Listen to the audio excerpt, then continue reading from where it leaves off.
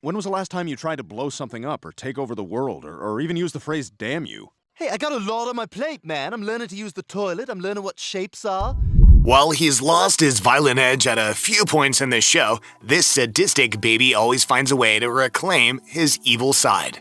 Here's the 10 worst things Stewie has done in Family Guy. Number 10. Making Brian eat it. Not changing it. We don't even have any diapers. Oh my God, that smell is making me sick. Oh, thank you for making me more self-conscious. From there, Stewie explains why the only solution to their problem is for Brian to, well, Eat it. What? Eat it, Brian. And believe it or not, Stewie uses some sick logic to get Brian to actually eat it, mentioning how the dog already eats his own poo. Stewie even doubles down and gets Brian to eat Stewie's vomit, before going on to reveal his twisted motivation later in the episode. I use you, man. Yeah, I would know if you were using me. Oh, you would? I got you to eat my poop. And you know why I did it? Yeah, you were afraid you were going to get sick. Because I wanted to see if I could. Number 9. Carbonite. Now listen to me, Jolene. I've got an army to raise and I must get to Nicaragua. I require a window seat and an in-flight Happy Meal. And no pickles! Oh, God help you if I find pickles. In the episode Chitty Chitty Death Bang, Jolene reports Stewie as a lost child, which gets him taken into custody of a warm security guard named Henry.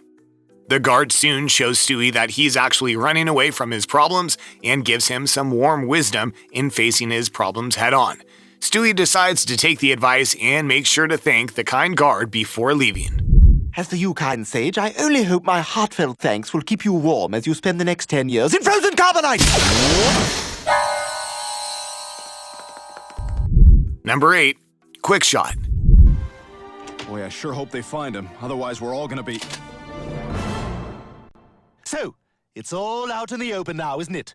In Lois Kills Stewie, the episode begins with the town finally learning that Stewie's been trying to murder Lois, and with the police force on the hunt for him, after dodging a surprise visit by Joe at the front door. Now tell him you've always thought he was handsome. I've always thought you were handsome. Well, I gotta tell you, Brian, I'm relieved to hear you say that. Stewie tries forcing Brian to drink milk from Lois's breast to test if it's been drugged. But they get interrupted by a surprise visitor, and Stewie doesn't hesitate. Hey, Griffins, just checking in. Holy crap! Fortunately, the whole thing was a simulation Stewie was running to see if he'd get away with it all. But because it showed what he would have done, we'll count it. And it's important to mention Cleveland wasn't the only casualty in the hostage situation. Tell him, ha ha ha ha, just kidding about the handsome thing. Oh, come on. Do it! Come on, that meant a lot to him. Ha ha ha ha, just kidding about the handsome thing. Ah, well, that's disappointing. I needed that boost today. Before we get to our next pick, if you're enjoying our content, we'd love for you to drop a like and click subscribe. It'll help support our channel and bring you more Family Guy. Number 7. Dog Killer. It doesn't bother you the way I pronounce it? Cool Whip? No, why would it? Cool Whip. I'm putting emphasis on the H. Sounds right to me. Nothing ever bothers you, does it? In the episode The Man with Two Brians, Stewie, not liking the new Brian and feeling for his best friend, finds out the new dog has done something terrible. Well, Rupert seems to like my humping. What did you say? Rupert. Humped him for 2 hours yesterday. He just laid there and took it. That turns out to be the last straw for Stewie, who decides to get rid of the problem dog with one swift solution, and Stewie style.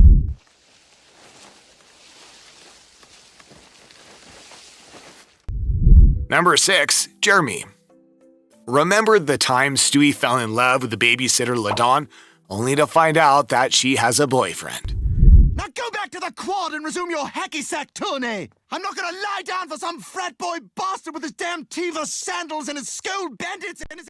A few scenes later, an unexplainably sad LaDawn tells Stewie that Jeremy stopped messaging her, which Stewie uses as a moment to put the moves on her. But she rejects him.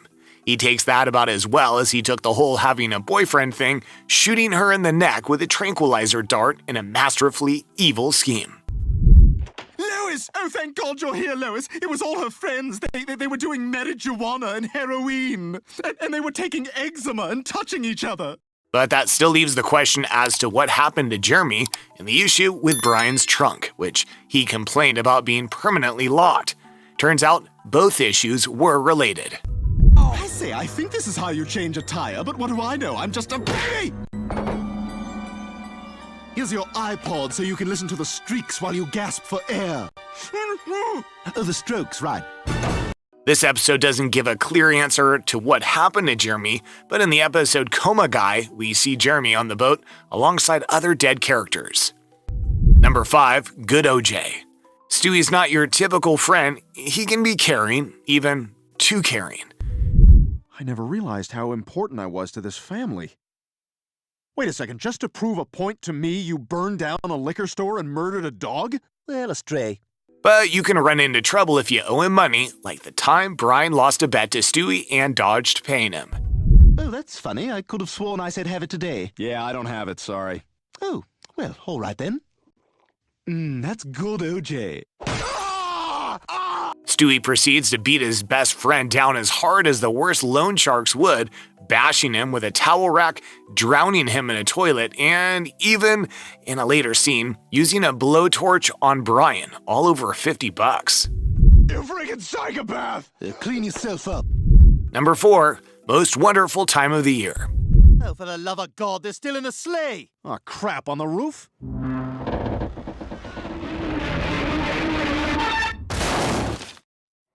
No, it's in the yard. In the episode Road to the North Pole, Stewie and Brian find themselves fulfilling the job of Santa, but to no one's surprise, the whole operation goes south pretty quick. It's kind of a funny story. What the hell did you do? He was gonna call the cops, man! The pair then drag the father into the closet, only to run into the man's wife and daughter on their way out. And, of course, things get worse from there, with Stewie killing the wife and restraining the kid to a chair. The worst part of it all? Stewie, there's only one bedroom up here. What? Do you have a brother? Well, then who the hell is John? Oh my God, we're in the wrong house. Number 3, Up in Flames. You're right, Brian. I can't hide from this relationship. It's my responsibility to deal with it.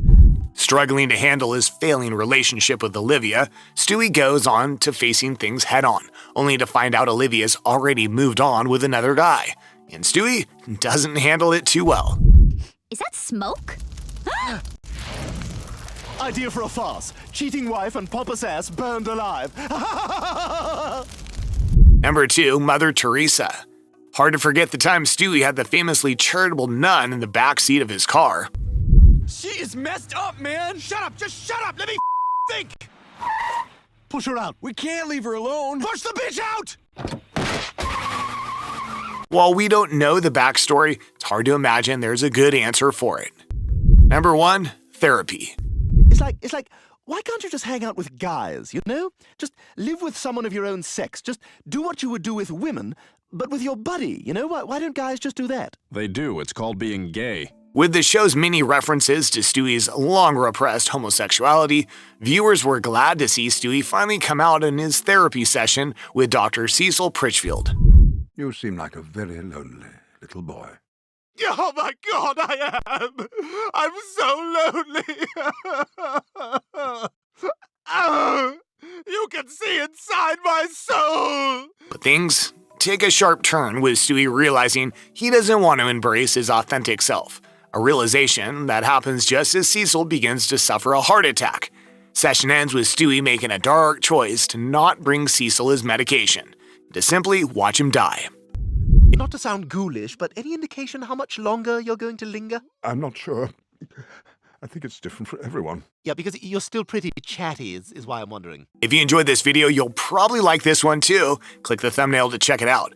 And be sure to hit that subscribe button if you want more Family Guy in your day. Thanks for watching.